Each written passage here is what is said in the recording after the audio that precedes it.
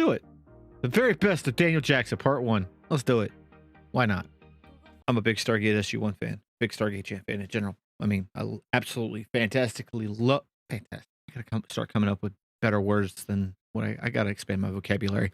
Anyway, I'm a big fan of Stargate SG1. That was my first love of the franchise. Everybody loves O'Neill, but my favorite character is absolutely Dr. Daniel Jackson. Daniel, Teal'c, Hammond, Sam, and then Jack. That's not saying Jack's not a great character. It's just that's where he falls on my hierarchy of the greatest characters of that show. So we're going to check out this best of. Let's see. And we're going to do some commentary.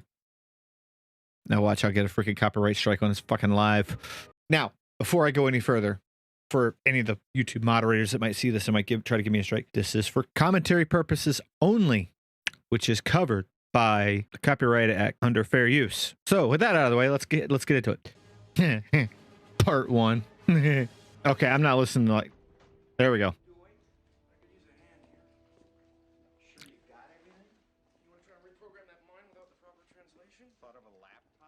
Oh, such a good episode. Such a good episode, Enemy Mine. I love that episode. Such a great character, Selmac. The actor's name is Carmen Argenzio. So this guy's a Tok'ra, which is the good version. Well, they don't like being called Goa'uld, but they're essentially the same species as the Goa'uld. They're symbiotes that get into human bodies and they take control. Anyway, they live a truly symbiotic life. Anyway, the Tok'ra inside of Jacob, that's his name.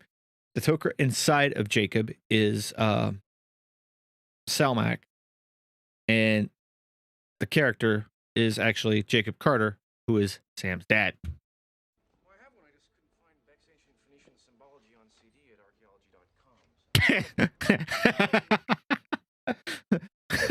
I just love the banter back and forth between Jack and Daniel. So great. So how's the new job? One crisis after another. This morning, the mess got a shipment of Yukon Gold potatoes instead of the usual russets. No. The Golds don't make for good mash. Consistency's all wrong. I have to imagine that was ad-libbed, or at least most of it. The line probably was something about, you know, the russet potato. It was probably written as, you know, this morning the kitchen got in this instead of that, but I'm pretty sure the rest of it is ad-libbed between the two. Because you don't get that awkwardness and that stuff without, you know, some sort of ad-libbing. Ah. The Nox. A species I wish we would have gotten more out of in the show. Like, I wish we'd have seen more of the Nox. I wish we'd have got to learn more. Like, have an episode where the freaking Nox like come back and say, hey, we want to do some cultural exchange, but we're only choosing Daniel. You know, Daniel could come and spend some, you know, a month or two with us, you know, and learn more about the Nox. That would have been a great episode. And show everything that happens with Daniel. Like, just have a Daniel-centric episode with the Nox. I think that would have been a fantastic episode. Oh, no, thank you. I'm trying to quit. I'm trying to quit sap. Funny thing is, I think some honeys come from tree sap, actually. Actually, let's look that up. The sap of a sugar maple tree is 98% water and 2% sugar, and it is that 2% that will yield a delicious sweetener. Ah, so they secrete the sweetener from the maple sap, and did they use it for a honey? Oh, cool. I know, weird tangent. My bad. That's part of my charm. Looks familiar. It should. It's something that you spoke for a few days. Ha. It's a variation of the Windows of Opportunity. I love that episode. Oh God! You know. So basically, for those that don't know, this is an episode where Jack and Teal'c are stuck in a time loop because of some shenanigans that I'm not going to spoil. But basically, Jack and Teal'c getting rescued and getting everybody out of this time loop is dependent on Jack and Teal'c remembering technobabble. For Teal'c, it's not such a problem. But for Jack, it's Jack. The world rests at Jack's hands. Yeah, I was scared too. writings used by the ancients. Well, if you're looking for help translating it, you're barking up the wrong genius. You're barking up the wrong genius. think. Suppose. If you could give me more details about the layout of the ruins, it might be useful. Oh! Sorry, Dr. Jackson. Oops. Okay, Sigmund. What are my dreams about? Since your friend Sarah was taken as a host by Osiris, you have been unable. Oh my god. Oh, this episode, fantastic. Such a great finale to the Sarah story. This is season... I think this is season 8, actually. To save her. Perhaps that is the focus of your subconscious desires. Or maybe she's just manipulating your dreams. Have suggested we can get it. Such a shame that this group of beings had to have the end that they did. I'm still not convinced they're completely gone. How much do you need?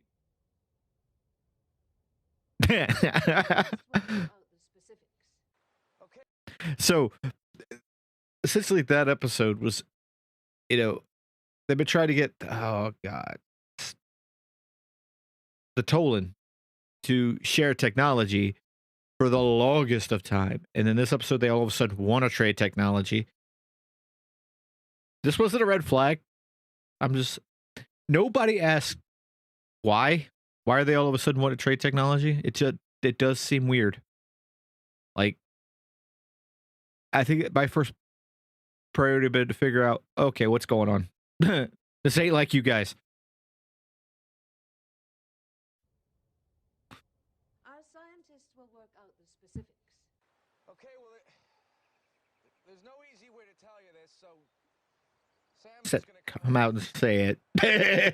Pass the buck. And I was right. The pyramids. You know what? This episode does have some funny moments, but not my favorite episode. Not my favorite episode. They team America, the Stargate, and I just wasn't feeling it. I'm just saying. Really were landing sites for interplanetary starships and enslaved primitive human populations by posing as their gods. Well, we found the ring in the sand. These symbols, they look familiar. They're like constellations, don't you see? Here. If each symbol represents a specific point in space, then 6 of them would create a sort of box. The intersection point between those 6 points would indicate a destination. That's funny part with they're actually having the puppet drawn. It looks so stupid. But it's supposed to imitate like scientific like formulas on the board that's supposed to basically emulate that nobody can read that shit anyway. 7th, Mars, the starting point. Is there a monitor that shows these symbols in detail? Over here, knows us the whole time.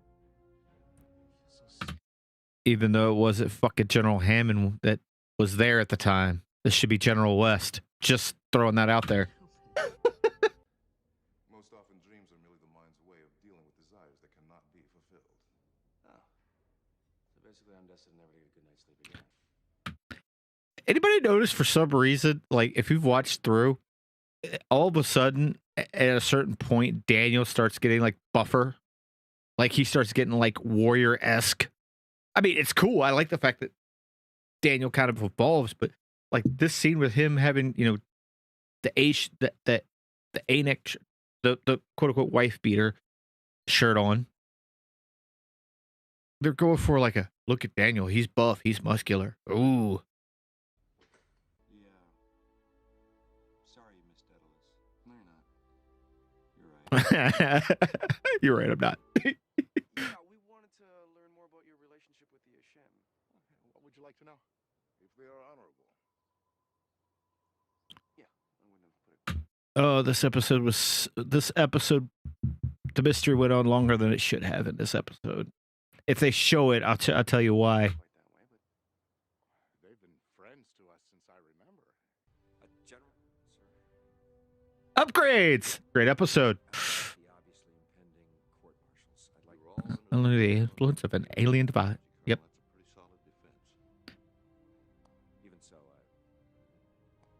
I love this.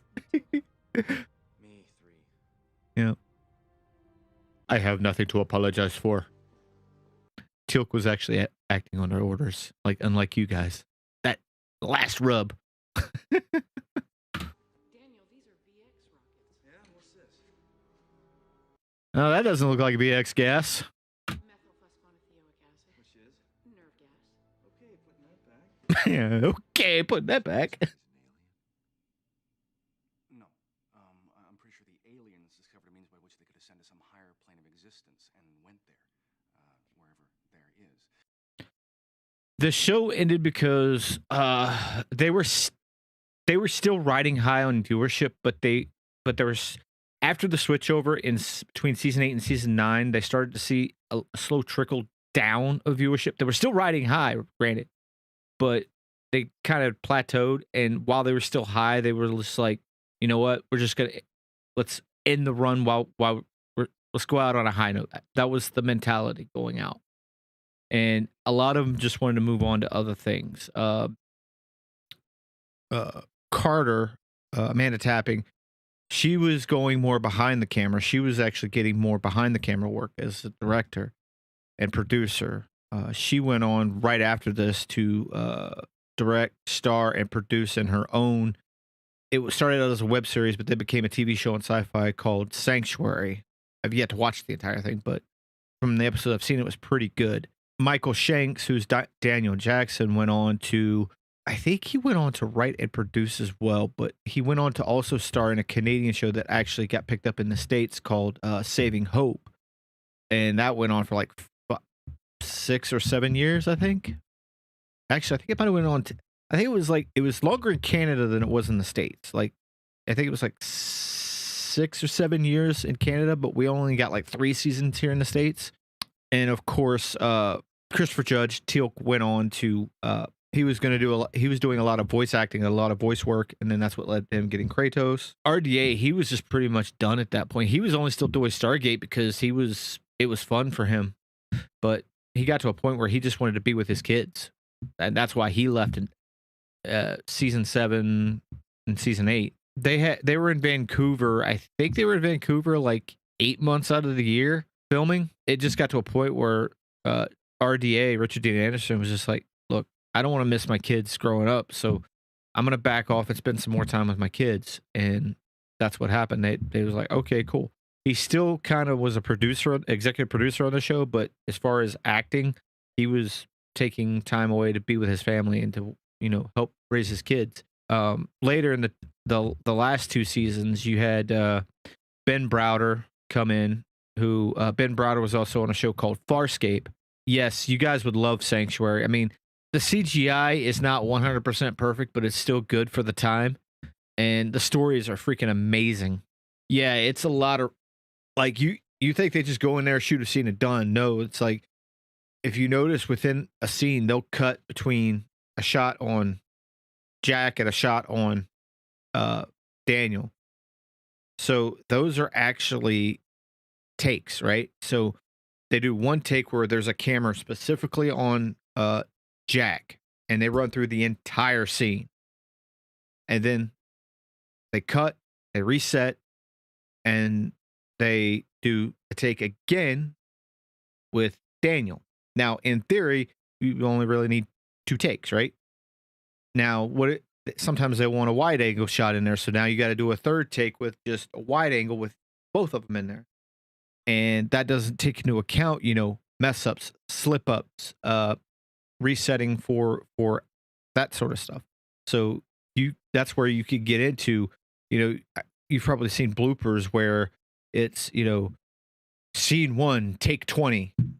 That's because they've shot that particular instance 20 times trying to get it right. I mean, that's where these, 12 and 16 and 18-hour days for actors come in, because sometimes they'll start way in the morning, depending on if they need heavy makeup, and they'll go late at night, depending on what the needs of the scenes are.